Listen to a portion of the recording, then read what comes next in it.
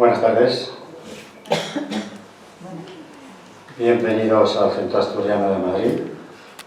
Esta es la casa regional más antigua del mundo, española, No sabemos si por ahí otros países.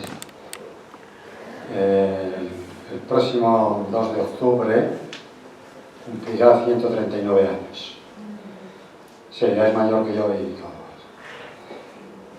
El Centro Asturiano es una casa abierta, ahora menos. Ahora está entreabierta porque ahora mismo me parece que falta una o dos personas para tener el aforo completo, el aforo permitido. Es una pena ver tantas sillas vacías cuando hay tantas personas que les gustaría estar aquí. Pero bueno, las circunstancias mandan y tenemos que ser dóciles con ellas. Y es que nuestro conferenciante de hoy, don Ignacio Moyá Ayuso, es comandante de infantería en situación de reserva, pero no está parado. Es un hombre tan activo y tan ameno en sus conferencias que él tendría hoy esto completamente lleno, pero nos tenemos que ajustar y limitar al aforo que nos permiten, que son 35 personas. Bien.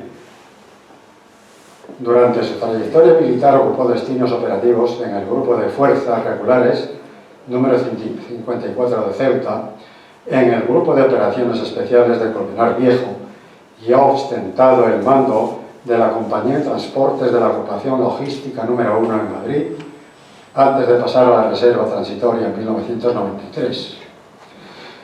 Actualmente es máster en Dirección Comercial y Marketing, graduado en Comunicación por el Instituto Dale Carnegie, diplomado superior como presentador de radio y televisión y socio director de la empresa de formación Avant Consultores, además de ser un reconocido profesor en escuelas de negocios y experto entrenador en habilidades comerciales, sociales y directivas. Colabora habitualmente en los ámbitos empresarial y militar como conferenciante en las áreas de liderazgo, motivación y ventas. Ignacio Moyá, en paralelo con su actual dedicación profesional, se ha ido convirtiendo en un divulgador de la historia y en particular sobre el descubrimiento de América y su posterior conquista, impartiendo diferentes conferencias por todo el territorio nacional.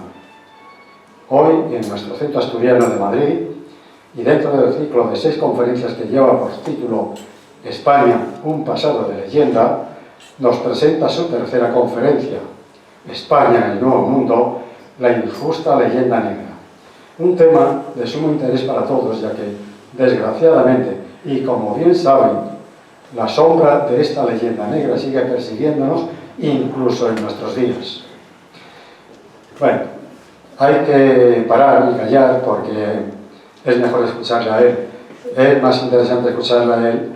Su currículum sería para tirarnos aquí mucho tiempo, pero se trata de oír lo que nos quiere contar. Entonces, Ignacio, tienes la palabra.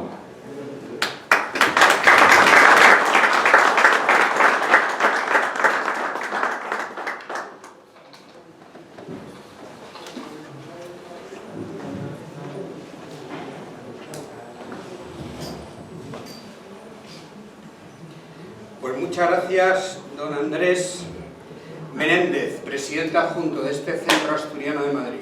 No sé si esto se oye. Sí, perfecto. Se oye bien. Efectivamente es la tercera conferencia que doy de este ciclo de 6 y al final, como me temía don Andrés, pues vamos a terminar siendo amigos de verdad.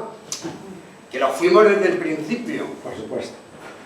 Pero de verdad quiero agradecer mucho al Centro Asturiano de Madrid por la oportunidad que me dio hace ya unos meses. Don Armando está mirando a ver qué nos pasa. Es que no funciona el altavoz. Y tienen toda la razón. Les tengo que pedir disculpas porque No funciona. creo que ahora sí me Sí. escuchan desde la plataforma azul. Les pido disculpas. Se oye, pero no. Bueno, las meigas, que a ver las haylas. Bueno, reitero mi agradecimiento una vez más al Centro Asturiano de Madrid por esta oportunidad que me han dado de poder impartir estas 6 conferencias. Gracias de todo corazón a quienes siguen la estela de mis charlas. Particularmente quiero hoy agradecer de corazón a los socios del Centro Asturiano de Madrid, pues por el cariño de verdad que cada conferencia cuando vengo, y lo digo por ustedes, de verdad que gracias de todo corazón por el cariño. Gracias a quienes han venido en una tarde de invierno haciendo un esfuerzo por escuchar algo sobre la cultura y la historia de España, y gracias de todo corazón a quienes desde la plataforma Zoom pues están siguiendo esta videoconferencia. Y dicho eso, pues vamos a ponernos con la historia de España. Recordamos lo primero. Entiendo que desde la plataforma Zoom, si me hacen algún gesto, Luis, se ve las diapositivas perfectamente, ¿verdad? Vale, gracias Gonzalo. Bueno, pues vamos a empezar. A modo de preámbulo, pongo ahí arriba países con historia.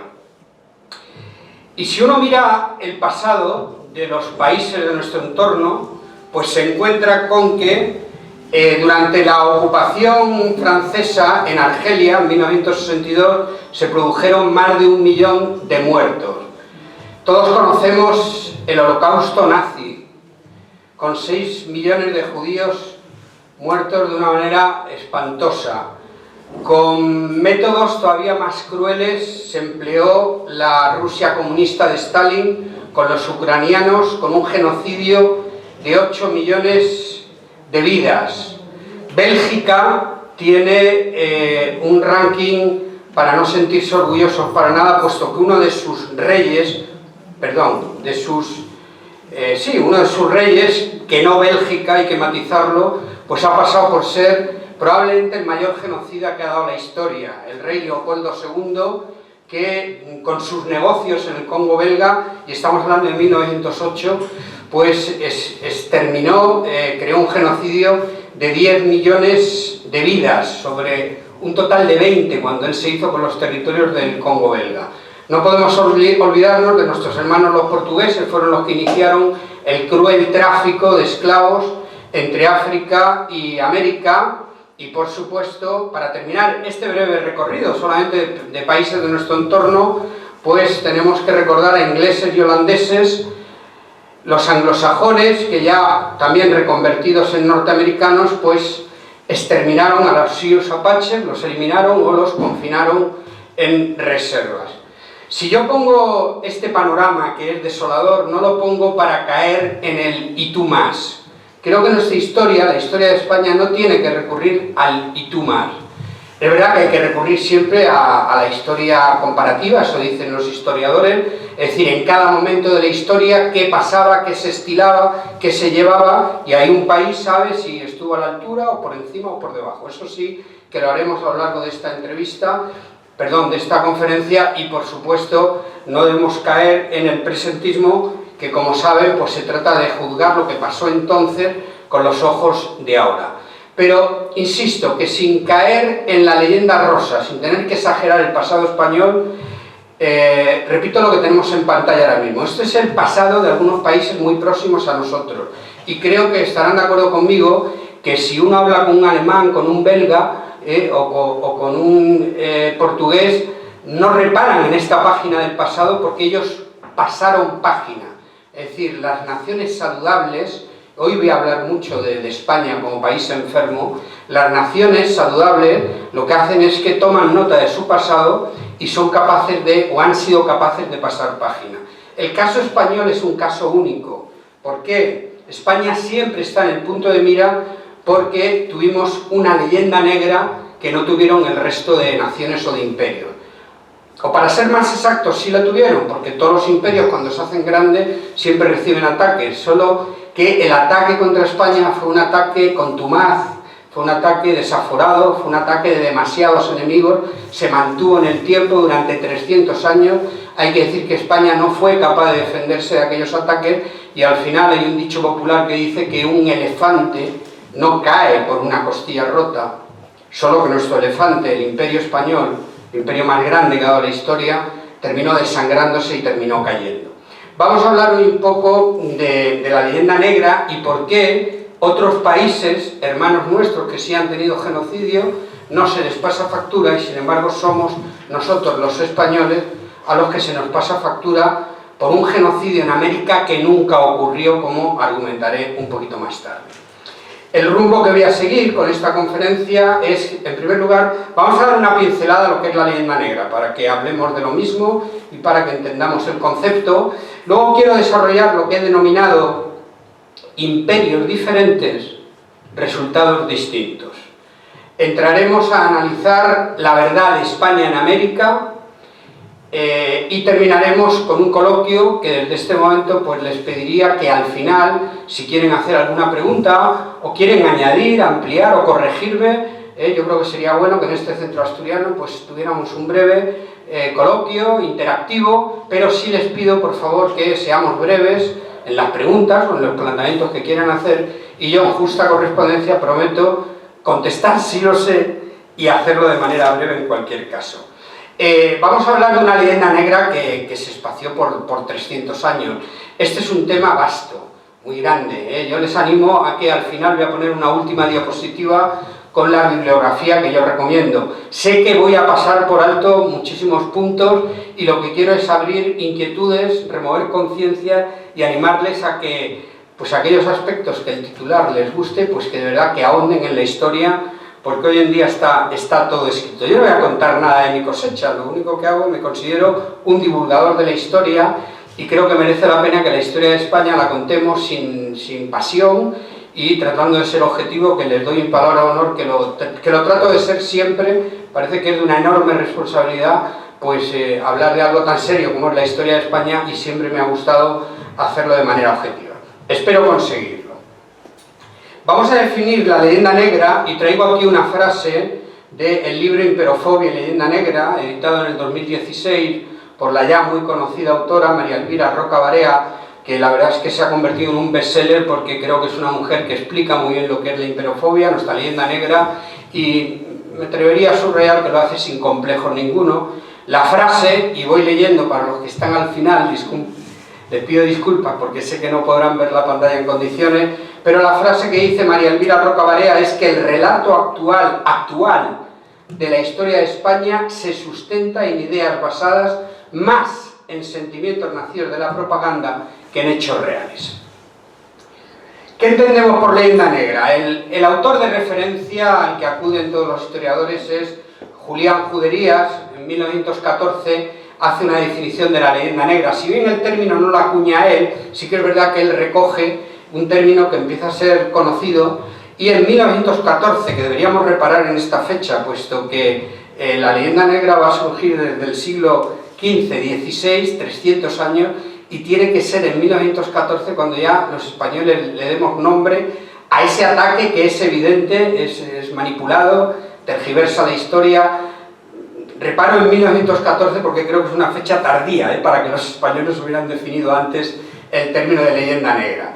Dice Julián Juderías que la leyenda negra es un movimiento propagandístico anti-español promovido por escritores ingleses, holandeses y de otras nacionalidades que comenzó en el siglo XV, que se mantuvo durante 300 años de manera sistemática y cuyo objeto fue reducir el prestigio e influencia del Imperio español. Todos los imperios cuando han crecido han sido atacados. El nuestro, el español, era demasiado, si me permiten la expresión, impertinente. No se podía consentir que un imperio terminara por no ponerse el sol en sus territorios, así que nuestros enemigos de entonces, anglosajones sobre todo, o posteriormente lo va a hacer Francia, pues hay que decirlo con mayúsculas, que orquestaron una guerra de propaganda que España perdió desde el minuto 1, y hay que decir chapó por ellos. Es decir, emplearon bien sus armas y consiguieron el propósito. El problema, y lo saben ustedes igual que yo, es que esa leyenda negra va a terminar impregnándose en el ADN español, y hoy es el día en el que nos hacemos más daño entre los propios españoles, volviendo a recurrir a la leyenda negra y lamiéndonos nuestras heridas, más que el ataque externo. Hay países como México y Holanda que históricamente han atacado a España, y ya hoy hay autores que están revisando la historia y que dicen que efectivamente la leyenda negra era tal. Esta frase que aparece aquí es un buen resumen de cuál es la estrategia que va a seguir la leyenda negra. La táctica de la leyenda negra es omitir lo que pueda favorecernos y exagerar todo aquello que pueda perjudicarnos. Así que nuestros enemigos han estado siempre pendientes de aquello por lo que nos podíamos sentir orgullosos para descalificarlo y han abierto más herida en aquellas páginas de España, en sus luces y sombras. España tiene sus sombras, como cualquier otra nación, pero ahí nuestros enemigos se han encargado de dar vueltas de tuerca muchas veces innecesarias, pero sobre momentos difíciles o no deseables de la historia de España. Quiero traer enseguida al dominico Fray Bartolomé de las Casas, porque es el inductor de la leyenda negra en América. Hoy vamos a hablar de la leyenda negra en América, no la leyenda negra del Imperio Español, porque habría que ir a Europa y tal, pero nos vamos a olvidar, y para centrarnos en América, desde luego, el que da la munición para que nuestros enemigos disparen contra España va a ser este dominico, Fray Bartolomé de las Casas, polémico, pero con el que quiero ser extremadamente objetivo y a ver si comparten conmigo mi teoría. Hay que decir que este hombre es sevillano, nace en Triana en 1484, es un hombre que estudia en Salamanca, luego estamos hablando de una persona culta, no es un ignorante para nada. Él embarca para las Indias, es encomendero. Una cosa que vamos a ver es que en los primeros años nuestro imperio se va a comportar de manera brutal y sanguinaria en América. Lo contrario hubiera sido imposible. Luego esto lo voy a matizar. Pero es verdad que durante los primeros 20 años es cuando se esquilma buena parte de la población americana, y Fray Bartolomé de las Casas es uno de los encomenderos que actúa con mucha brutalidad contra los nativos, contra los indígenas. Él va a ser el primer sacerdote que se ordena en el Nuevo Mundo, sufre una especie de reconversión, y es sobre todo a partir del sermón de Montesinos donde él decide abrazar los hábitos como dominico y sobre todo la causa de ser el defensor de los indígenas. En 1516 el cardenal Cisneros, regente en España, le nombra protector de los indios. Este dato es importante porque Fray Bartolomé de las Casas va a ser una piedra que le va a salir en el zapato al Imperio Español. Y sin embargo, todos los reyes y todos los mandatarios de la época, ninguno de ellos, permítame la expresión, le vuela la cabeza al minuto uno. Una persona que está siendo incómoda para el imperio, que está diciendo lo que no se dice en ningún otro país, que hay que defender a los indígenas, eso no se había visto nunca, y sin embargo va a ser escuchado siempre. Y no solamente es escuchado, sino que en 1516 es nombrado el primer protector de los indios. Y por fin en 1552 publica La brevísima destrucción de las Indias. Se publica y se la dedica al príncipe, a Felipe II. La leyenda negra de que España ha sido un país censor y que España no ha dejado publicar determinadas cosas empieza a cuestionarse con libros como este. Este es un libro que nos va a hacer muchísimo daño y hay que decir con mayúsculas que fue aceptado y fue publicado. La brevísima destrucción de las Indias es un relato. A ver, Fray Bartolomé de las Casas, hay un autor, desde luego Menéndez Pidal, que habla o cuestiona su equilibrio psicológico. También hay otros autores que dicen que Menéndez Pidal tampoco está muy claro que tuviera equilibrio psicológico. Pero lo que sí que es verdad es que es un hombre exageradamente vehemente, y él va a estar durante unos años en la isla de la Española y luego en Cuba. Por medio se ha ordenado sacerdote, pero no deja la encomienda. Y se va a hacer rico con la encomienda. Es decir, es un hombre que tiene un pasado, no voy a decir un pasado negativo, no tiene el pasado de los hombres de la época. Pensemos que nuestros conquistadores eran un reflejo de la Edad Media, una época brutal y sanguinaria. Nuestros conquistadores no van a ser ni ángeles ni demonios, son hombres de su época. Y ese es el comportamiento que tiene Fray Bartolomé de las Casas. Pero él ha presenciado y ha sido protagonista de tantas brutalidades que tiene una reconversión y, como digo, se hace sacerdote.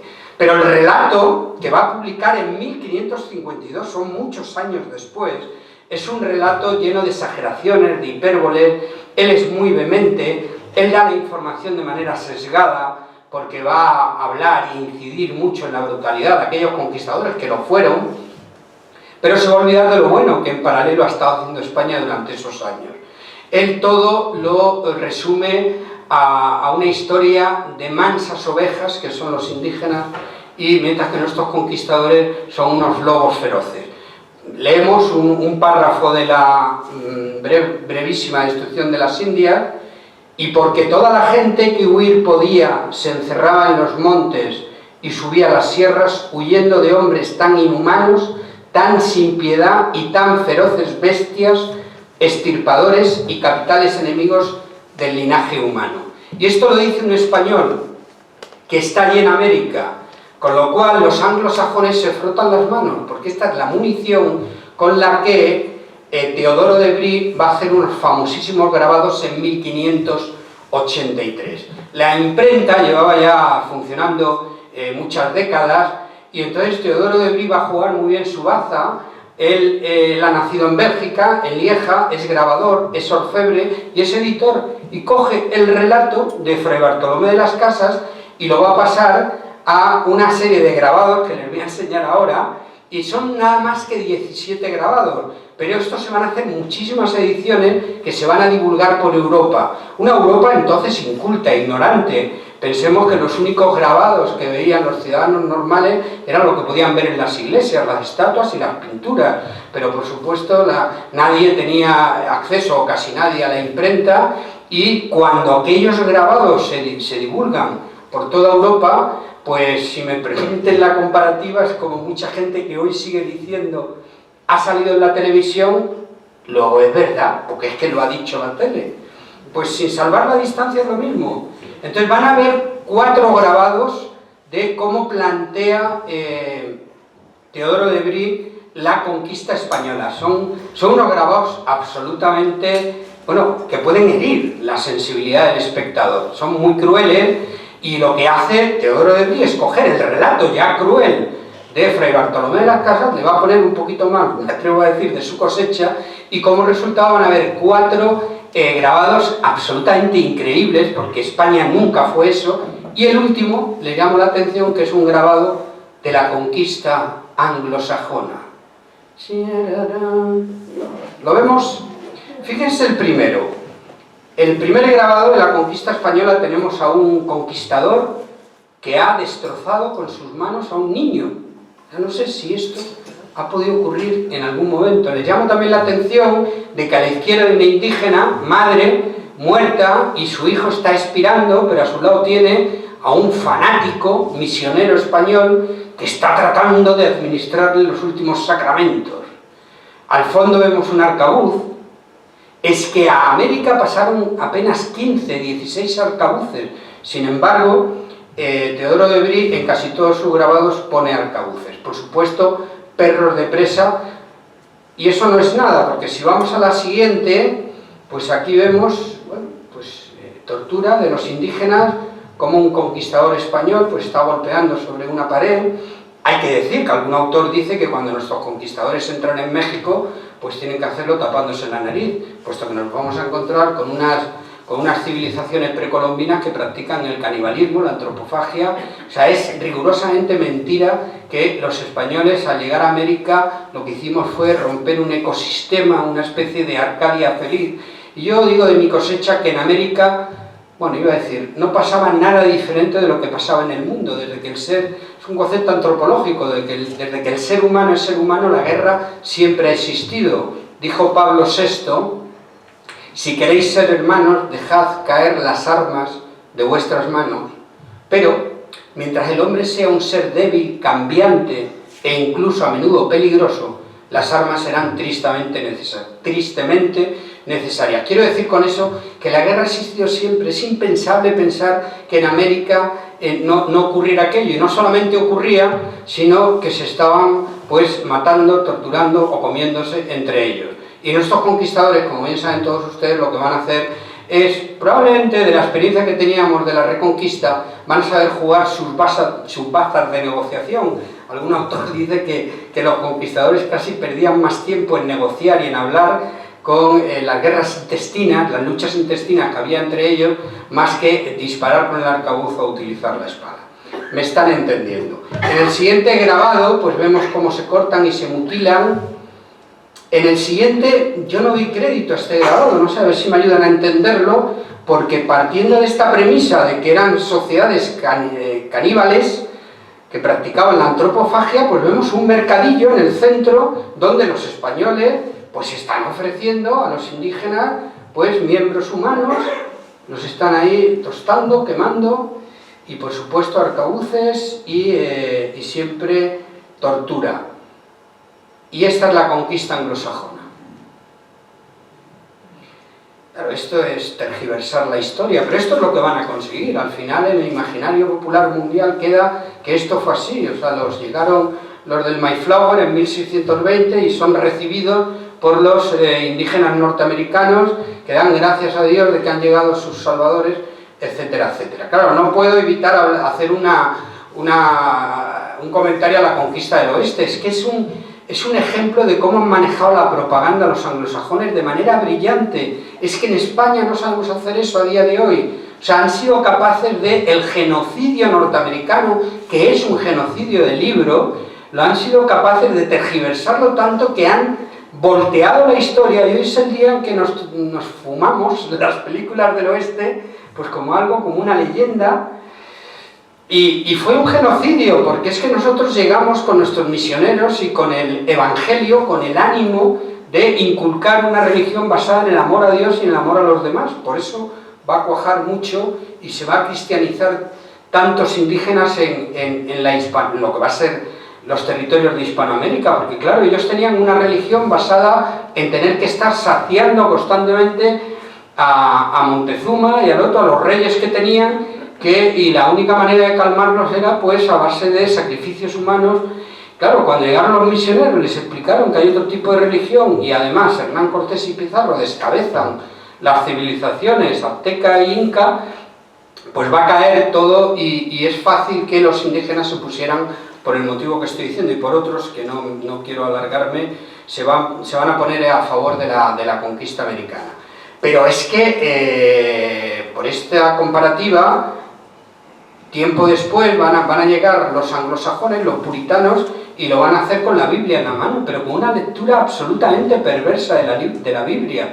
La Biblia habla de la tierra prometida. Entonces los puritanos que están en Inglaterra, que no tienen cabida allí porque se han ido tan al extremo de lo que la Reforma Protestante había señalado, estos como no tienen sitio siquiera con la iglesia anglicana en Inglaterra, cogen un barco y se van al este de los Estados Unidos, y ahí lo que hacen es una lectura perversa de la Biblia, porque la Biblia lo que dice es que hay una tierra prometida, y vienen a decir ellos cuando toman pie allí en los Estados Unidos, lo que hoy son los Estados Unidos, de que ustedes, Sioux, Arapahoes y Navajos, un día Dios les dio la oportunidad de poder vivir en esta tierra que era la tierra prometida, y como son indignos hijos de Dios porque no han sido capaces de hacer nada, nosotros vamos a pasar el rodillo, vamos a terminar con todos ustedes, porque nosotros somos los que vamos a hacer el proyecto de la tierra prometida, nosotros somos los llamados. Y esto está en el acta fundacional de los Estados Unidos a día de hoy. Y al final van a hacer un genocidio de libro, como bien saben. La población indígena en América hoy está en torno al 0,17%, y saben que el legado que dejamos nosotros en Hispanoamérica pues habla de que en Perú un 32%, en Guatemala un 40,5% y en Bolivia un 62%. Fíjense la conquista del oeste. En 1962, una película por el director norteamericano John Ford, y con lo más granado de los actores que todos recordamos. Atención a la sinopsis, que empieza diciendo: con valor, fuerza y conflicto, así se conquistó el oeste. Y así nos lo hemos comido nosotros, y así las vemos, las películas del oeste. Sin embargo, cuando llega el 5º centenario del descubrimiento de América, que teníamos una oportunidad de oro en España para haber hecho una superproducción, la superproducción se hace, pero no la hacemos nosotros. Bueno, nosotros sí hicimos tiempo después Cristóbal Colón de oficio descubridor, de Andrés Pajares. Claro, nos reímos, pero por no llorar, ¿no? Me dan la razón. Entonces la producción efectivamente en 1492 se estrena, en 1992 la conquista del oeste, pero va a ser un director, aunque es una coproducción, que España también interviene, pero la dirección la llevan los ingleses. Atención a la sinopsis. Bueno, tenemos un Cristóbal Colón lo protagoniza Gerard Depardieu, que en España tenemos buenos actores, alguno podía haber hecho el papel de Cristóbal Colón, pero tenemos que comernos el que sea un francés. Y la sinopsis lo que dice es, o lo que da a entender la película, es cómo una nación atrasada y fanática como Castilla acabó enriqueciéndose a base de corromper un paraíso en la tierra. Es decir, la historia la escriben ellos, la suya y la nuestra. Así que tenemos lo que nos merecemos, señores. Siento ser tan duro en estos momentos.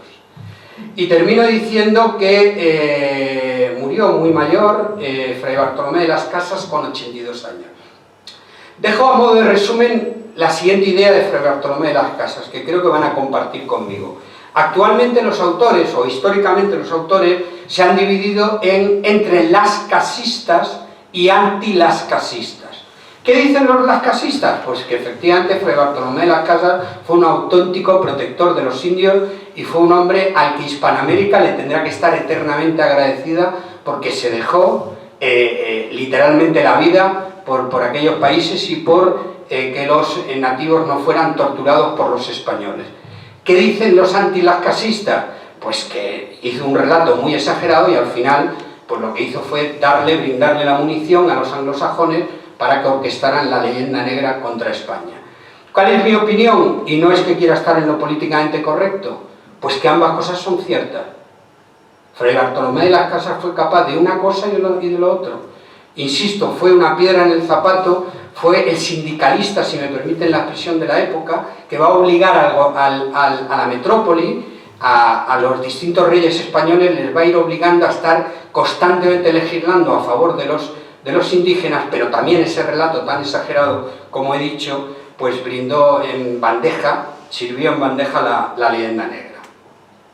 Y no solo creímos todo ese relato y lo que posteriormente fue llegando, sino que lo hicimos nuestro, con lo cual hoy España es un país enfermo, por lo menos con respecto a su pasado. Y me van a permitir que ahora aquí en el Centro Asturiano juguemos, les propongo, ¿me dejan que juguemos un poco a los médicos? Bueno, pues con el permiso del presidente adjunto, don Andrés, convierto, lo vemos en pantalla, al Centro Asturiano en el Centro Médico Asturiano. Y se va a proceder con una rueda de prensa. En este juego, ustedes que están aquí presentes, pues son los periodistas que acuden a la rueda de prensa. Yo voy a ser el médico del Centro Médico Asturiano y ustedes que nos siguen desde sus casas o donde quieran estar, están viendo la televisión. ¿Vale? Bueno, pues esto sería algo parecido a lo siguiente. Buenas tardes a todos, mi nombre es, soy el doctor Moyá, jefe de urgencias del Centro Médico Asturiano. Efectivamente, como bien saben ustedes, y por eso la expectación de esta rueda de prensa, ayer ingresó el paciente llamado España en nuestros servicios de urgencia y procedo a explicarles la situación de este paciente. Verdaderamente el cuadro clínico que presentaba el paciente es muy preocupante, pero procedo a explicarles con detalle.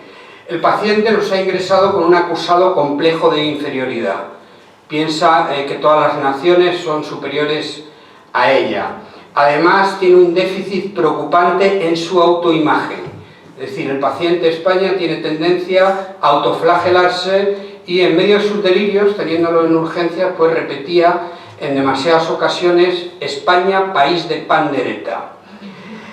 Además, el paciente presenta, o sea, su sistema inmunitario está muy tocado, muy gravemente afectado, de tal manera que tiene pocas defensas y eso le ha hecho caer en un buenísimo agudo. España es incapaz de defenderse pues, con su sistema inmunitario tocado de los ataques, de las tergiversaciones, de la manipulación que hacen otras naciones contra ella. Concretamente está sufriendo ahora mismo un brote en tiempo real, porque como saben ustedes estamos celebrando el 5º centenario de la primera vuelta al mundo, una gesta protagonizada por el portugués Magallanes, aunque luego nacionalizado español, y por el español de Guetaria Juan Sebastián Elcano. Pues bien, ha habido un ataque, uno de los muchísimos ataques que recibe España, y es que los portugueses están tratando de capitalizar de coger el protagonismo de la primera vuelta al mundo, que no puede entenderse sin Magallanes y sin Elcano, pero nuestro país hermano Portugal pues ha ninguneado de manera obvia a España, y como les digo, el paciente España ha sido incapaz de presentar cara y de defenderse en las condiciones que debería hacerlo. Además, tiene un corazón patriótico imperceptible. Es una enfermedad muy rara, es algo que no se conoce en otros países, en otras naciones, pero efectivamente tiene una frecuencia cardíaca patriótica que realmente preocupa mucho. Y termino diciendo que España, todos sus miembros, es decir, los españoles, padecen de una cierta anestesia, de tal manera que, en general, no digo que sea en todos los casos, pero de manera general los españoles padecen de una anestesia por la que sufren de una indolencia, en el cual los ataques que de manera repetida o las mentiras que se vierten contra España, como digo, el paciente no está siendo capaz de remontarlo. El diagnóstico, bueno, pues lo ha establecido hace poco un autor, el autor Gil Ibáñez. España padece de harakiri histórico-cultural. Y casi sería más exacto decir que España padece de harakiri nacional. Tratamiento. Bueno, pues les tengo que dar una noticia buena y una mala. ¿Tiene tratamiento el paciente? Yo creo que sí, Creemos el cuadro médico del hospital, del Centro Médico Asturiano, creemos que el paciente podrá salir adelante, pero la noticia mala es que no sé si nosotros lo conoceremos. Para revertir esta situación tan delicada de este paciente va a ser complicado. De todas maneras, desde nuestro centro médico, el tratamiento que vamos a administrar a este paciente, lo vamos a hacer con carácter urgente, es una vacuna express que se la vamos a administrar en 6 dosis. Lo primero que le hace falta con carácter urgente al paciente llamado España es que los españoles conozcan su historia, sin apasionamientos y tal como ocurrió. Es decir, hay que divulgar mucho más el conocimiento y sería imprescindible o muy urgente que los españoles accedan a la historia de España y que la conozcan. Como consecuencia de conocer la historia de su propia nación, pues van a encontrar luces y sombras. Esa va a ser la segunda dosis que proponemos desde el Centro Médico Asturiano, y es que cuando las páginas sean brillantes, que las tiene España como otros países, nuestra propuesta es que el español debe sacar pecho. Es decir, cuando los españoles acceden a la historia y se encuentren con algo que realmente gusta, van a sufrir un brote de orgullo, que nuestra recomendación es que no se reprima y que por lo tanto lo hacen otras naciones del mundo saludables con respecto a su pasado. Y también recomendamos que cuando la página pues no sea tan deseable, sean páginas oscuras, que la lean, que la escuchen, que la entiendan y que pasen página pues como lo hacen, insisto, las naciones más saludables. No es deseable que España pues cree anclajes con los episodios pasados que no son tan deseables, y que por lo tanto la segunda dosis, como ponga ahí, sacar pecho o aceptar. Una vez que hayamos conseguido eso, lo que sería interesante es extirpar un tumor que hemos detectado en el paciente, y es el cainismo nacional. Algo tiene el paciente llamado España, que sus miembros pues tienen tendencia a darse de bofetadas ante, pues me atrevería a decir ante todo lo politizan, y da lo mismo que sea la salud, que sea la educación de sus hijos, que sea el llegar a un acuerdo de presupuestos. En fin, hay los países de nuestro entorno, si les sirve de referencia, pues tienen un umbral de abandono por debajo del cual pues ellos tratan de llegar a un pacto. Esa sería, bueno, esto es la radiografía que hemos hecho del cainismo nacional, lo hemos sacado del Museo del Prado, y Goya pinta en 1820 Duelo a garrotazos. Ahí vemos a dos españoles que tienen problemas serios porque están hundidos hasta las rodillas, y el potencial, la energía, la fuerza que tienen la emplean en darse bofetadas. Así que ellos deberían pues abrazarse, reconciliarse, ayudarse mutuamente para salir de esa situación complicada, porque fuera de ese barrizal España merece la pena. Así que una vez que salieran de ahí podrían disfrutar de lo mucho que tenemos en España. Volviendo al enfermo, la siguiente dosis sería declarar a su historia intocable. Hemos detectado que las páginas de la historia, y según la ideología, pues la están utilizando la izquierda o la derecha de manera sistemática y de manera sesgada. Esto no ocurre en otros países. Lo mismo da ser de izquierda que ser de derechas. Ellos respetan su historia y eso no se toca. Insisto, tienen un umbral de abandono por debajo del cual la izquierda y la derecha, que se pelean también en otros países, porque eso es saludable y eso ayuda, y es lo que queremos para este paciente llamado España, que la izquierda y la derecha sigan haciendo de contrapeso para que se pueda progresar y avanzar, pero insisto, que haya un umbral de abandono por debajo del cual, como hacen otras naciones, pues que se abandone. Sería el pacto entre ideologías, y termino diciendo que la última dosis sería llevarlo al sistema educativo, por extensión a las instituciones y demás.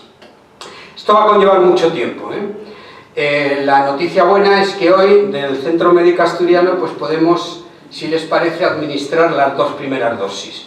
Podemos conocer un poquito más sobre la historia de España, y les propongo que continuemos con esta charla sacando pecho y orgullecernos de lo bueno que tenemos en España, y que también aceptemos las noticias malas que voy a compartir con ustedes sobre la conquista de América. A ustedes, periodistas que están aquí en el Centro Médico Asturiano, no puedo ahora contestarles ninguna pregunta, pero sí les pediría que cuando hayamos...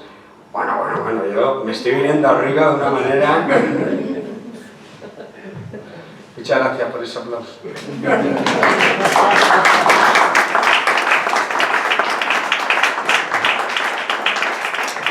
Pero si les manipulo yo pidiendo un aplauso, ¿cómo no nos van a manipular los anglosajones? Ay, bueno, vamos a continuar. Miren, se pueden decir muchas cosas de la conquista de América y de la leyenda negra. Yo soy capaz de compartir con ustedes, pues, aspectos muy concretos. Dice Humboldt en 1804: constato que la América española es el territorio más feliz y más próspero de toda la tierra, y no es sospechoso de ser español. Les voy a poner un examen, ¿están preparados? Atención, examen. Yo siempre quise ser profesor para poner un examen por sorpresa. Lo siento. Les voy a hacer 2 preguntas, una es fácil y la otra es difícil. Vamos con la fácil primero, me la contestan, Primera pregunta: ¿por qué llegó Europa a América y no al revés? Porque fueron más decididos. Porque tenían un potencial de naviera, de barcos y de todo. Vale, la tecnología, el desarrollo era superior en el viejo continente, efectivamente. Y enhorabuena, está usted aprobada con sobresaliente. Pero la segunda pregunta es más complicada: ¿por qué el viejo continente estaba más desarrollado que el nuevo mundo?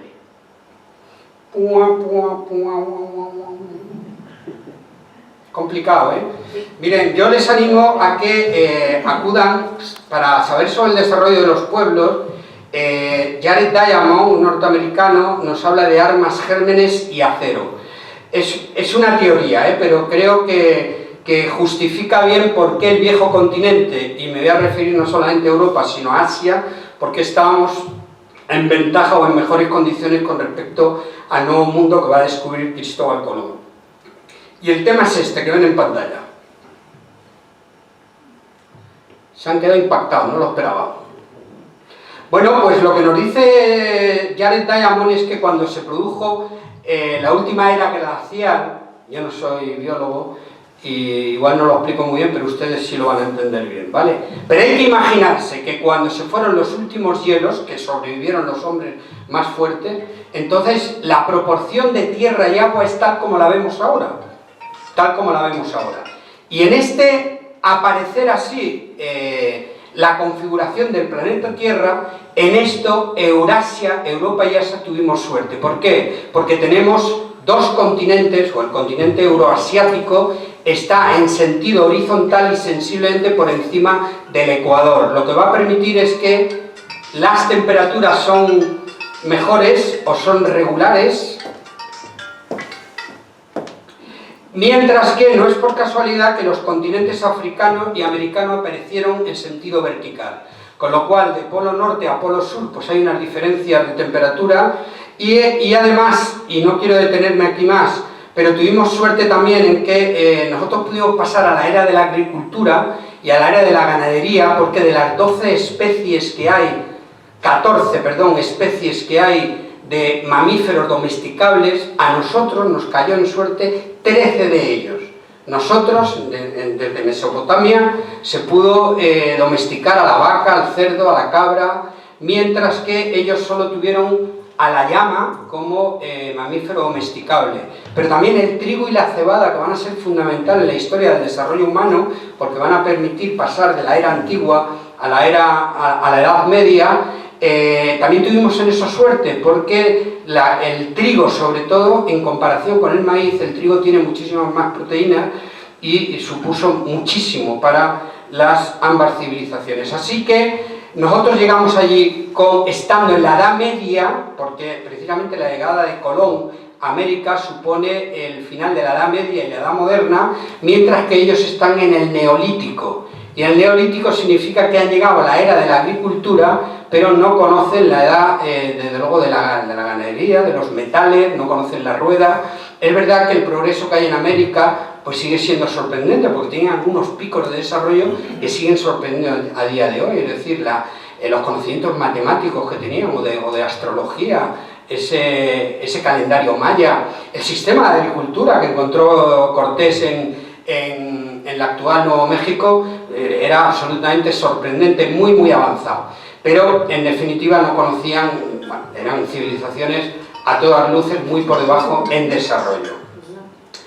Ahora sí que desarrollo imperios diferentes, resultados distintos. Mire, cuando en 1519 se produjo la escisión de la monolítica católica Europa, gracias a Martín Lutero, entonces el cristianismo se va a extinguir y van a surgir los protestantes y los católicos, que ya estaban. Los católicos, me permito decir, como máximo representante, los españoles, que no los únicos, y como representante de los protestantes, los anglosajones. Y ambos cristianismos, hermanos, pero ya separados y en lucha, van a emprender la tarea de conquistar América. Claro, cuando hacemos comparaciones entre lo que hicimos los españoles con la actual Hispanoamérica y lo que hicieron los anglosajones, no debemos olvidarnos que Colón zarpa en 1492. Son hombres de la Edad Media, mientras que en 1620 es cuando lo va a hacer el Mayflower con los puritanos que se dirigen al este de los Estados Unidos. Claro, son 128 años que supone que, como digo, nuestros conquistadores eran propios de la Edad Media, mientras que los del Mayflower ya eran integrantes de la Edad Moderna y han pasado por el tamiz del Renacimiento y el humanismo. El humanismo, que lo que viene a significar es que se cambia del teocentrismo al antropocentrismo. Si en la Edad Media Dios era el centro de todo el universo, el humanismo lo que pone el foco ahora es en el antropocentrismo, y ahí están conceptos que en la Edad Media no se estilaban, como era la misericordia, la compasión y el entender más al ser humano. Claro, es que esto hay que decirlo, porque el nivel de exigencia que hay que darle a los conquistadores españoles frente a los conquistadores anglosajones no puede ser idéntico. Y la leyenda negra lo que pretende hacernos creer es que, o exigir, es que nuestros conquistadores desembarcaran en Centroamérica y Sudamérica, pues casi que con un tratado de antropología debajo del brazo, y eso es un disparate. O sea, con esa diferencia, y sin embargo el resultado va a ser absolutamente invertido, porque según la teoría del profesor de filosofía Gustavo Bueno, en su obra España frente a Europa, lo habrán oído alguna vez, España es capaz de crear un imperio generador frente a los anglosajones, que lo que van a dejar es un imperio depredador. Gustavo Bueno lo que explica es que los imperios depredadores son aquellos que aprovechan la tecnología superior que tienen a la hora de conquistar, y a los súbditos conquistados la tecnología les vale para pasarles el rodillo y para quitarlos de en medio. Mientras que, y ese es el imperio anglosajón, o son los ingleses en Australia, o son los portugueses lo que hicieron en Portugal. Mientras que España va a ser, el imperio español va a ser un imperio generador, como lo fue Roma. Un imperio generador lo que hace es que la nueva tecnología superior que traen, lo que hacen es que la fusionan con el país conquistado para sacar una nueva civilización. Y yo creo que hoy es el día, no voy a perder más tiempo, en que todos nos sentimos orgullosos de mostrar el legado que los romanos han dejado en España. Y esto es lo que deberían hacer nuestros hermanos, los sudamericanos o hispanoamericanos, mejor dicho, con el legado que España dejó allí. Dice Erasmo Darwin, creo que el abuelo de Darwin, del conocido Darwin, a todas luces la fe y la inteligencia española están construyendo, no como nosotros, un imperio de muerte, está refiriendo al imperio anglosajón, sino que, dice España, ha constituido una sociedad civilizada. España es la sabia, Grecia, la imperial Roma, mientras que Inglaterra es el corsario turco. Vamos a ver la verdad de España en América. Y ahí dejaré muchos puntos sin desarrollar, pero con tal de que removamos conciencia es suficiente. Este aspecto que voy a contar ahora me parece crítico, por lo menos forma parte de mi línea editorial o mi línea argumental, a ver si les convenzo. Esta foto que vemos aquí es la realidad de lo que España hace cuando desembarca a partir de que llega Colón y durante las 2 primeras décadas. Este podría ser un conquistador español que está subyugando, está torturando, está utilizando la fuerza y la brutalidad contra los nativos. Pero ese podía ser un conquistador español, podía ser portugués, inglés, porque era lo que se estilaba en la época. O sea, para mí, no sé si voy a decir ahora la frase más importante de esta conferencia. Lo que hicieron los otros imperios fue lo normal. Lo anormal es que España se adelanta a su época. Lo voy a repetir, muy importante. Lo que hacen los otros imperios es lo normal. Insisto, la Edad Media era una época brutal y sanguinaria. Por eso, nuestros conquistadores iban a hacer eso. Es decir, estos son hidalgos que han salido de España. Y la Edad Media estaba establecida en términos de señores y vasallos. Y ellos deciden meterse en esos barcos y llegar a América porque allí quieren ser los señores y dan por hecho que los nativos van a ser los vasallos, que es el tratamiento que hace cualquier país conquistador o cualquier imperio conquistador de la época. Y esto que hubiera sido lo que hubieran hecho nuestros españoles conquistadores hasta hoy, ya estoy haciendo ciencia ficción, no va a ser posible porque no lo quiso Isabel de Castilla, una mujer absolutamente excepcional y única en la historia. Isabel de Castilla se va a anticipar a su época. Es impensable por qué esta mujer no lo quiso. No quiso que se emplearan nuestros conquistadores con brutalidad. Y va a empezar a poner mecanismos. Es decir, la pregunta sería, ¿fue España un imperio general desde el principio? No. Esto va a costar, lleva una evolución y no lo va a ser, insisto, porque la reina no lo quiso. Para eso se va a apoyar en, fíjense lo que dice Lewis Hank, historiador norteamericano. La conquista de América por los españoles es uno de los mayores intentos de hacer prevalecer la justicia en una época brutal y sanguinaria. Esta es la historia de nuestro imperio en América. Es decir, unos conquistadores que, llevados por la inercia y por lo que se estilaba en la época, van a emplear la brutalidad contra los nativos, pero una Isabel de Castilla a la que le van a seguir, y hay que decirlo con mayúscula, todos y cada uno de los monarcas, y todo el imperio español va a cerrar filas en torno a Isabel de Castilla, y eso va a permitir ir tirando de la brida, si me permiten, a los conquistadores, para conseguir que al final tengamos un imperio generador y no depredador. Isabel de Castilla se va a apoyar en la legislación, es verdad que durante muchos años la frase era que nunca se legisló tanto como a la vez nunca se incumplió tanto. Es que era una misión casi imposible. Desde España, desde la metrópoli, no se hacía más que legislar y legislar, pero no teníamos guardia civil allí en Hispanoamérica. Y luego no hay que descartar la labor de los misioneros. Yo creo que no suficientemente enfatizada. Los misioneros yo lo resumo diciendo que van a ser los amortiguadores entre esa Isabel de Castilla y Fernando de Aragón, que quieren que todo se haga con arreglo a derecho, y la amortiguación la van a poner los misioneros, a los cuales se les va a meter para que controlen las encomiendas, y va a terminar ya en la época, lo veremos en el mes de enero, cuando presenta aquí la conferencia sobre Pedro Menéndez de Avilés, cómo los misioneros terminan siendo la punta de lanza del imperio. O sea, no está el eufemismo cuando Felipe II dice que a sus conquistadores hay que llamarles pacificadores, no es un eufemismo, es la verdad. Y de hecho, en la conquista de la Florida van a ser los misioneros los que vayan por delante. Voy a poner, según las agujas del reloj, pues una serie de cuestiones que va a plantear nuestro imperio español, y como digo arriba a la derecha, lo que ningún otro imperio se planteó. el Evangelio, ya lo he comentado, el prohibir el esclavismo. Déjenme que les cuente un episodio de la historia de España, una página, porque es que es donde se va a arrancar Isabel de Castilla con lo que pretende para el Nuevo Mundo y va a marcar la tendencia del Imperio Español y por lo tanto esa deriva por la que España no va a ser nunca un imperio depredador sino un imperio generador. Todo ocurre cuando Cristóbal Colón llega en el primer viaje y a la vuelta a los Reyes Católicos en Barcelona, perdonen la expresión popular, los pone como motos, porque todo lo que anuncia Cristóbal Colón es extraordinario. Pero no olvidemos que Colón ha sido contratado para traer riquezas y almas convertidas al cristianismo. Al final del segundo viaje, Cristóbal Colón entra en pánico, entra en shock, porque se da cuenta, no sabe qué está pasando, pero eso está siendo un fiasco. Allí no hay especias, no hay el oro que se había prometido, y entonces Cristóbal Colón, en un mecanismo de supervivencia, decide mandar para la península 300 esclavos.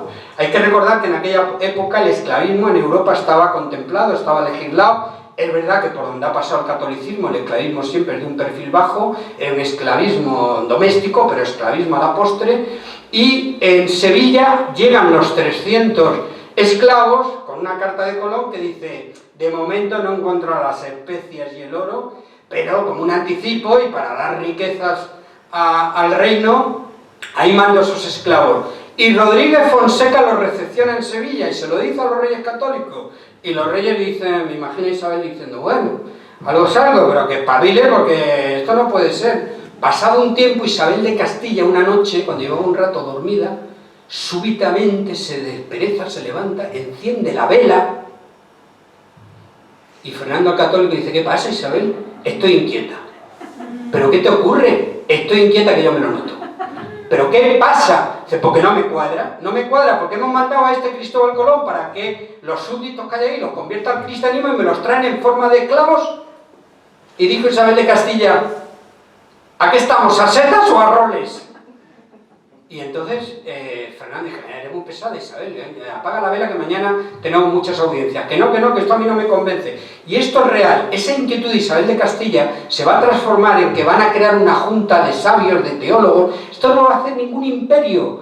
Nunca, no solamente los monarcas, sino asesorados por teólogos. Esto va a ser algo recurrente y sistemático, como veremos en el Imperio Español. Y aquella junta determinó que tenía razón. Isabel de Castilla se retrotrajo la operación y en el año 1500 Isabel de Castilla devuelve a los nativos a América y decide prohibir el esclavismo. Lo hace valer en su testamento. Esto tiene mucha importancia también, porque cuando muere Isabel de Castilla, ella está en franca depresión porque no ha conseguido que el único infante que tiene, Miguel, va a morir también. O sea, fue una frustración absoluta la que sintieron Isabel y Fernando por no dejar un hijo varón, es lo que se estiraba en la época, pero en medio de esa depresión hace un codicilio, hace una separata al testamento, y ahí en negrita pide que no consientan ni den lugar a que los indios reciban agravio alguno. Es decir, por primera vez en la historia del mundo un mandatario sobre un terreno conquistado está dando la orden de que se les proteja. El esclavismo en América, por donde han pasado los anglosajones, el tanto por ciento de esclavismo es altísimo, 77,4, 84, por donde ha pasado España el esclavismo cae de manera contundente. Y estos datos son de Humboldt, naturalista, geógrafo, astrónomo y explorador alemán.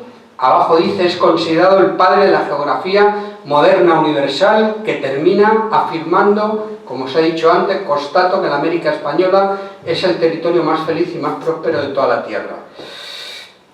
Las encomiendas es un sistema que habían utilizado los romanos y se utiliza también en la Reconquista, y se utiliza como un método de regular y de normalizar el progreso que tiene que haber. Ningún otro imperio ha creado una figura parecida a la encomienda. Es verdad que la encomienda va a terminar siendo una especie de esclavismo soterrado, oculto, y por eso los reyes van a querer que en cada encomienda haya un sacerdote, haya un misionero, para que, como digo, hagan de amortiguación. Finalmente las encomiendas van a ser prohibidas.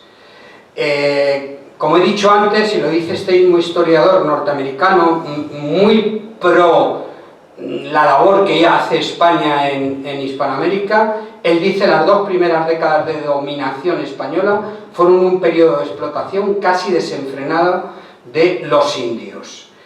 Miren, España nunca provocó un genocidio. La RAE define genocidio como aniquilación o exterminio sistemático y deliberado de un grupo social por motivos raciales, políticos o religiosos. Por lo que llevo contando hasta ahora, solamente la primera premisa descalifica el supuesto genocidio. El Imperio Español nunca ideó un plan sistemático de exterminio. Si lo hace Stalin con los ucranianos, si lo hace Hitler con los nazis. Además, legisló controlando a sus conquistadores y a favor de los indígenas. Es que lo saben ustedes, España todo era luz, taquígrafo y todo era escribir. Mira, hay un concepto interesantísimo que es el juicio de residencia. Repito, juicio de residencia. Todos los conquistadores españoles tenían que reportar a la corona mediante un juicio de residencia. No era un juicio punitivo, era un juicio de control, en el que durante un periodo se abría un periodo por si alguien quería decir a favor o en contra de ese conquistador, pero España se fajó absolutamente en verificar y controlar que lo que hacía cada conquistador allí se hacía con arreglo a derecho. Debo decir que el juicio de residencia de Hernán Cortés tiene 5.000 páginas. El genocidio hubiera sido contraproducente económicamente para el propio imperio. Los números de la leyenda negra, 15-20 millones de asesinatos, son imposibles. Es verdad que el número de indígenas que había en América ha sido tema de mucha controversia, porque es muy complicado establecer, y lo que se da por bueno es lo que en 1962 un autor venezolano, Ángel Rosenblatt, nos dice, y lo dan por bueno la mayoría de los autores, que había 13 millones de habitantes en América. Luego países como Argentina, que hace poco han hecho ruedas de prensa diciendo que exterminamos a 90 millones, es que es imposible. Además, ya he dicho antes que la población indígena actual, si tiene esos porcentajes, eso también anula la posibilidad de que hubiera habido un genocidio. Hay que añadir también que los cadáveres que se están, los restos, ¿cómo se llama la ciencia que estudia la arqueología? Que me había yo encasquillado a mí mismamente. Los arqueólogos, los restos humanos que están sacando actualmente, salvo que sea cerca de las pirámides donde están los restos absolutamente esquilmados, mutilados, pero fuera de ahí los restos no presentan traumas propios de un genocidio. No van a morir de eso los indígenas. Si España hubiera sido genocida, lo mismo tendría que haber ocurrido en Filipinas. Filipinas no va a ocurrir porque allí ya sí están preparados contra las enfermedades que están por llegar. Es que cuando los chinos pasaron por el estrecho de Bering, ¿se acuerdan que habíamos dejado el planeta Tierra con mucho hielo? Pues en ese hielo, el estrecho de Bering conectaba Asia con América, porque era transitable, y por ahí salen los chinos y ocupan el territorio americano. Por eso hoy en día los hispanoamericanos tienen rasgos achinados, ¿no? Si me lo permiten, asiáticos. Pero cuando desaparecieron los hielos, el estrecho de Bering quedó otra vez incomunicado, América quedó otra vez incomunicada. Esa incomunicación, que de manera excepcional van a sufrir los americanos, les va a impedir pues que creen los anticuerpos. Con lo cual, y por eso he cambiado la imagen, la realidad es que los europeos vamos a provocar, sin pretenderlo, una catástrofe demográfica con nuestros virus. Virus para los que ya nos habíamos creado anticuerpos. Recuerden que cuando la peste negra, cerca de 1/3 de Europa murió. Es decir, los europeos ya habíamos pagado ese diezmo, así que los europeos, sin pretenderlo, vamos a llevar todos estos virus allí. El 90% de las muertes. Lo de la autocrítica del gobierno español, del imperio español, es para sentir orgullo de llevar sangre española, porque es que ningún imperio ha hecho autocrítica. Fray Antonio Montesinos, el 21 de diciembre de 1511, reprendió a los conquistadores que estaban en esa iglesia, en la actual Santo Domingo, y entonces les echó un sermón, os acuso, le dijo a los conquistadores, de estar todos en pecado mortal y en él vivís y morís por la crueldad y la tiranía que uséis con la gente inocente. Esto se tomó por los conquistadores, con Diego Colón, el hijo de Colón allí como gobernador presente, se tomó como una auténtica insolencia, una impertinencia. ¿Pero usted qué está diciendo? Advirtieron a los dominicos, los 4 dominicos que habían hecho un complot para reprender el papel que estaban haciendo los conquistadores, porque a todas luces, por más que los dominicos veían el Evangelio y veían el comportamiento de los españoles, pues aquello era censurable. Son advertidos y se les da el plazo de una semana, y el domingo 28 de diciembre, con mucha expectación, en la isla, con la iglesia llena, se volvió a subir en el púlpito Fray Antonio de Montesinos y dijo: donde dije digo, digo, nos mantenemos en lo mismo. Es reprochable lo que están haciendo ustedes en nombre del Evangelio con estas pobres gentes. Fueron expulsados, suspendidos de empleo y sueldo, de verdad, créanme. Solo que 2 de los dominicos, gracias a las propinas de los que estaban allí, consiguieron tomar un barco y volver a la península. Buscaron al rey Fernando de Aragón, lo encontraron en Burgos, ya había muerto hacía unos años la reina Isabel de Castilla, y Fernando el Católico los recibió, y esto lo subrayo, los recibió. Es que Fernando el Católico podía haber hecho así, según murió la fanática, la puritana, la exagerada, la ignorante, la tonta de Isabel de Castilla, me están entendiendo la ironía, y podía haber hecho así: Isabel es que tenía sus cosas. No, y este era un hombre racional, y muy con la cabeza muy bien amueblada. Sin embargo, cerró filas con su mujer, recibió a los dominicos, y como consecuencia de eso aparecieron las leyes de Burgos. Estamos en 1512, es decir, por primera vez en la historia del mundo, los indios, es decir, por primera vez unos súbditos, unos nativos de un país conquistado son considerados libres. Estamos en 1512, han pasado nada más que 20 años desde que España puso el pie en la isla de Guanajaní con Cristóbal Colón.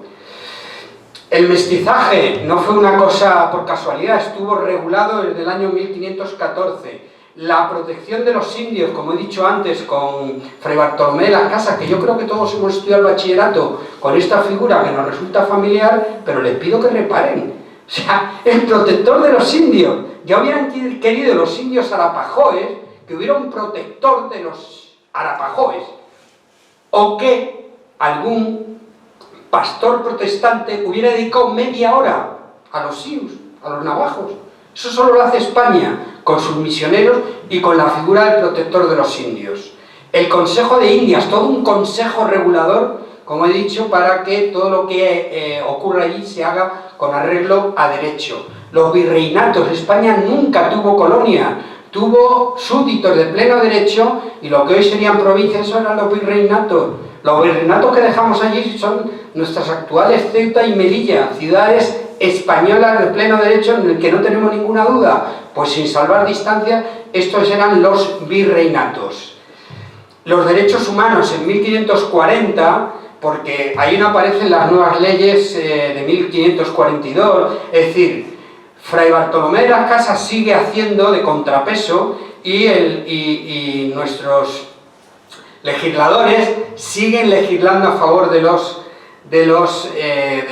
nativos, y sale un personaje único en la historia del mundo, que es Francisco de Vitoria, considerado hoy como el artífice de los derechos humanos internacionales, porque la obra de Francisco de Vitoria, con sus justos títulos, es absolutamente admirable. Yo resumo solamente 3 aspectos de Francisco de Vitoria, que para mi gusto va recogiendo todas estas inquietudes de unos y otros, y con la Escuela de Salamanca que él ha creado, pues introduce el derecho natural. O sea, por primera vez en la historia del mundo se dice que una persona, por el hecho de haber nacido, ya tiene intrínsecamente ligado a ella una serie de derechos. Es que cuando decimos que en la Revolución Francesa, a partir de ahí llegan los conceptos de igualdad, libertad y fraternidad, yo digo que ja. Y lo digo de verdad, porque estos conceptos están en la obra de Francisco de Vitoria. Así que, iba a decir a Francisco lo que es de Francisco. Pero introduce el derecho natural, limita el poder del Papa, que es admirable, es decir, fue un hombre valiente, y es un hombre el que va a limitar por las muchísimas atribuciones que tenía entonces el Papa, y define el derecho de guerra casi como lo conocemos ahora, los actuales convenios de Ginebra y La Haya. Es decir, la guerra debería no producirse, pero hay determinados títulos justos por los que la guerra puede llevarse a cabo, y en este caso pues sobre todo se aplicaba a la antropofagia, al canibalismo y a la crueldad que entre ellos mismos estaba ocurriendo ahí en América. Bueno, este concepto, que es con el último que me tengo, de tener la conquista 1550 durante 6 años, esto es único en la historia de desarrollo de los imperios. Carlos V, agobiado, porque es que en España siempre ha primado más, siempre quisimos ganar dinero, pero la diferencia es que el Imperio Español lo sometió todo al juicio de la ética y de la moral. El resto de imperios han querido ganar tanto como nosotros, solo que ellos nos han detenido en la anterior, y todo es economía, economía y economía. Y nuestro rey Carlos V, fíjense cómo todos los reyes van cerrando filas, pues agobiado porque no tenía del todo claro si la conquista tenía que ser así, crea la controversia en 1550 y da orden de que se detenga la conquista. En esta controversia hubo 2 primeros espadas, Juan Giner de Sepúlveda y Fray Bartolomé de las Casas. Al segundo ya lo conocemos, su teoría es que no hay ningún motivo por el que haya que utilizar las armas para conquistar América y que se pueda hacer de manera pacífica. Hay que decir que el rey Carlos V le va a dar una oportunidad a Fray Bartolomé de las Casas y se le va a dar una encomienda o se le va a dar un territorio para que en Guatemala, para que él su proyecto lo haga valer, sin armas, sin conquistadores, sin fuerza, y bueno, duró muy poco porque los nativos pues terminaron con la vida de los misioneros, etcétera, etcétera. Pero se va a encontrar en esta controversia con Juan Giner de Sepúlveda, es un jurista de un renombre, de una reputación admirable, y él tiene una idea muy aristotélica, por lo que viene a resumirse en que cuando un imperio es superior al otro, es decir, el que tiene más nivel tiene que cuidar del que tiene menos nivel. Y en base a eso, dice Ana Manero, de la Universidad Carlos III de Madrid, que supuso un hito sin precedentes, ya que fue la primera vez en la historia de la humanidad en la que una nación, España y su rey, sometieron a discusión la justificación jurídica de una guerra que ellos mismos estaban llevando a cabo. ¿Quién ganó la controversia? Bueno, pues parece ser que ninguno de los dos ganaron y los dos perdieron.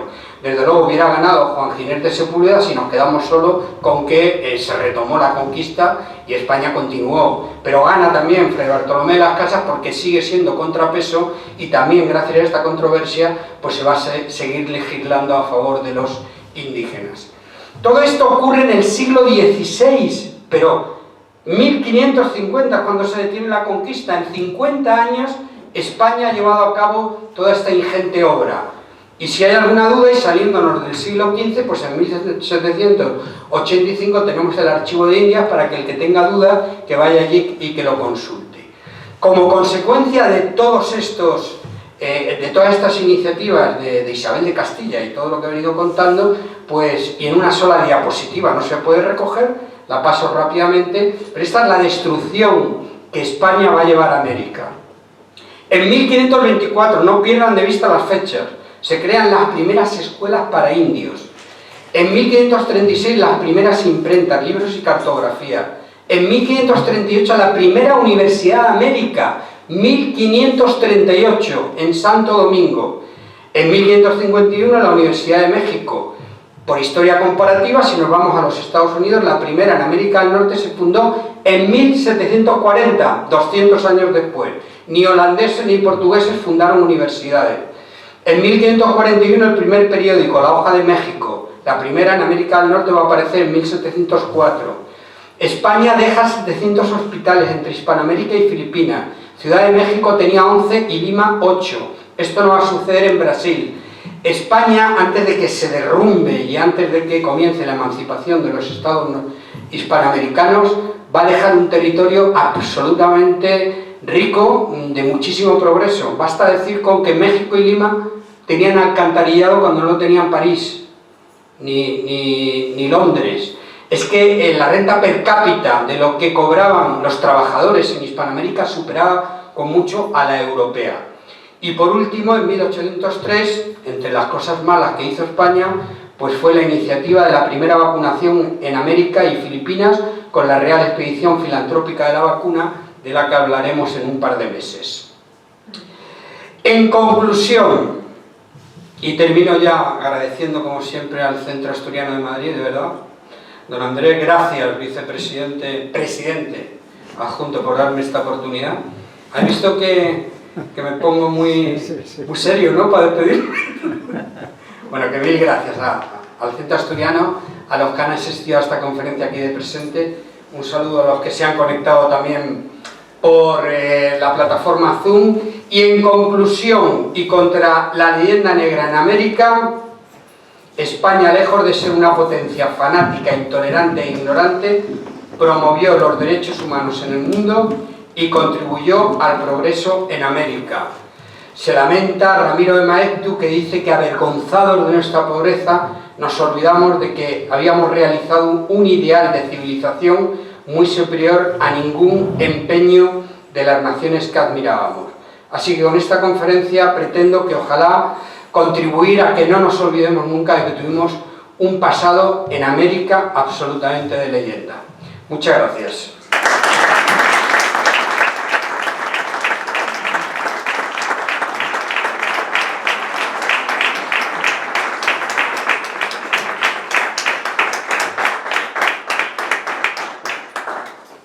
Doctor Moya. Uy, funcionaba, ¿eh? Funcionaba. Cojo de ahí, funcionaba. Y ahora... Gracias. Doctor Moya, según la prensa especializada que acabo de leer, el diagnóstico sobre la enfermedad de España es perfectamente definida. Igual que la terapia descrita para que España salga de ese complejo de inferioridad que vivimos o que sufrimos y esté orgullosa de su historia. Muchas gracias. La conferencia a mí me ha encantado, supongo que a los demás también. Y bueno, no sé si hay alguien que quiera preguntar algo y si hay algo que quieras contestar tú. Déjame el micrófono porque así también... sí, yo creo que podemos dedicar unos minutos. Si ya tenemos aquí alguna pregunta, vamos a ser breves, yo también lo seré. De igual manera, si alguien, trataré de a ver si puedo ver a todos los que están desde la plataforma Zoom, por si alguno quisiera hacer alguna pregunta. Sí, por favor, adelante. Yo lo que quería decir es que sobre el genocidio, lo que sí se ha investigado mucho últimamente es que las epidemias que llevamos allí, o las enfermedades, No se oye. fueron se extendieron rápidamente y no tenían ellos defensas y murieron mucho por esas epidemias. Muchísima cantidad. Sí. Fue por el choque biológico y el choque cultural también, claro que en cierta manera fue un gran... Sí, absolutamente. Lo he dicho en una de las diapositivas y iba ya un poco deprisa, me tienen que disculpar. El 90% de las vidas que se perdieron en América, en Hispanoamérica, fue por culpa de las enfermedades y no tanto por la brutalidad de los españoles. Si alguien desde su casa quiere hacer alguna pregunta, me levantan la mano y yo creo que si activan el micrófono pueden entrar en directo. Por favor, tenemos aquí otra pregunta. Señor, yo no quiero hacerle ninguna pregunta, simplemente que su exposición me ha parecido maravillosa. Ha tenido motivación, ha tenido desarrollo, ha tenido información tecnológica. Y... Oye, si alguien puede... Disculpe un momento, ¿cuál es su nombre? ¿El mío? Sí. Asunción Laredo. Asunción, discúlpame un momento y te tuteo. Es que alguien en su casa está inoculándonos ruido aquí en la sala. Ah, bueno, no, nada. Y no me gustaría tener que silenciar los micrófonos. En mi casa nada, desgraciadamente. Asunción, nada. adelante, por favor. Mire, señor, le quiero decir que yo no le tengo que hacer ninguna pregunta. Como docente, creo que cualificada, le tengo que decir que es usted una exposición perfecta. Ha tenido motivación. Ha tenido una información maravillosa de todo el desarrollo que hemos tenido en América. Y luego, pues, ha permitido que participemos. Muchas gracias, mi felicitación, y solamente le quería decir que después de todo lo que hemos hecho allí los españoles, que me parece muchísimo, para mí el fenómeno más importante, señor, ha sido el legado de la lengua. El legado de la lengua me parece impresionante. De la lengua, he dicho. De la lengua castellana. De la lengua castellana, con todo lo que ha pasado, lo que hemos sufrido, todo, la lengua castellana, que la hablan desde el norte al sur de Hispanoamérica, de Centroamérica. Eso es lo que me parece que es el legado. Muchas gracias, Asunción. El legado más importante. De todo corazón. Muchas gracias. ¿Es usted profesora de lengua? Bueno, Sí lo es. algo parecido. Pero comparto con usted, eso sí. Algo parecido. No sé si tienen alguna pregunta más. Pues, presidente, nos disolvemos pacíficamente. Repito. Bueno, venga, gracias. Repito, si puedo repetir.